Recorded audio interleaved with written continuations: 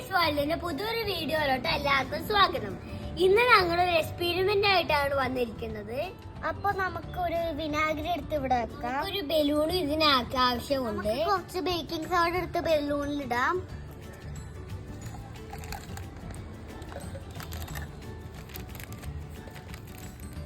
നമ്മള് ഈ ബലൂണിന്റെ അകത്ത് ബേക്കിംഗ് സോഡ ഇട്ടിട്ടുണ്ട്. ഇനി നമ്മള് ഇത് ഇങ്ങനെ വെച്ചിട്ട് ഇതിൽ ഇങ്ങനെ വെക്കാം. അപ്പൊ എക്സ്പെരിമെന്റ്